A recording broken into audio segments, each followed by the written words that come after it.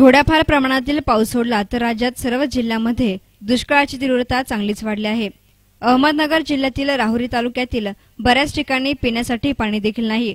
दुष्काळामुळे हाती आलेली पिके गेलीच, पण माणसांच्या आणि जनावरांच्या पिण्याच्या पाण्याचा प्रश्न उपस्थित झाला आहे।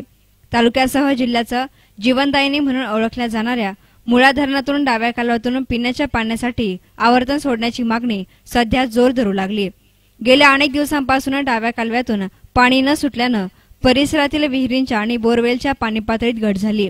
त्यामुळे माणसांच्या आणि जनावरांच्या पिण्याच्या पाण्याचा प्रश्न निर्माण झाला आहे।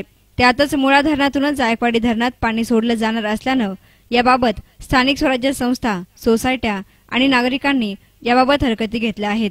जायकवाडीसाठी पाणी निर्णय अन्यायकारक असल्याचं नागरिकांचं म्हणणं आहे। शेती पिके गेलीच आहे, आता जनावरांसाठी आणि माणसांसाठी पाणी सोडावं अशी मागणी होत आहे।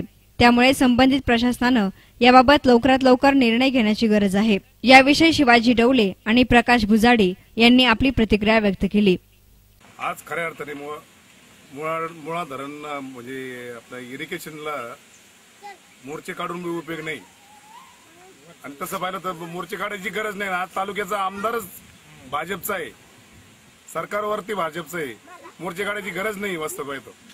तरी वरती शासनाने लवकरात लवकर निर्णय घेऊन त्वरित कॅनल चालू करावा, एक रोटेशन कमीत कमी 10 दिवसाचं महिना पण सोडावं, हीच राहुरी तालुका आणि जोगेश्वरी आखाडा परिसरातील शेतकऱ्यांची मागणी जो घेतला आहे। जायकवाडीला 42 टीएमसी नगर जिल्ह्याच्या तिन्ही धरणातून जे पाणी सोडण्याचा तो निर्णय अत्यंत दुर्दैवी आहे, कारण त्याच्यामुळे नगर जिल्ह्याची शेती पूर्णपणे उजाड होणार आहे।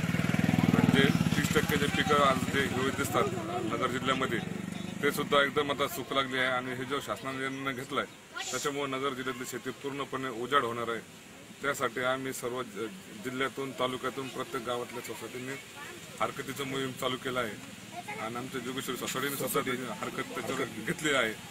त्याच्यामुळे शासनाने दुर्दैवी निर्णय मागे घ्यावे व त्वरित डाव्या कॅनलला उजव्या कॅनलला पाणी सोडावे। आपण भंडारदाराकडे जर गेलो तर दोन्ही कॅनलचे पाणी एकदम व्यवस्थित चालू आहे, पण दुर्दैवी आपल्या डाव्या कॅनलचं आणि उजव्या कॅनलचं राऊर तालुक्यात योग्य नियोजन नसल्यामुळे दोन्ही कालव्यांची शेती जाणून बुजून पूर्णपणे उजाड झाली आहे, आणि नागरिकांना पिण्याचंही पाणी नाही राहिलं।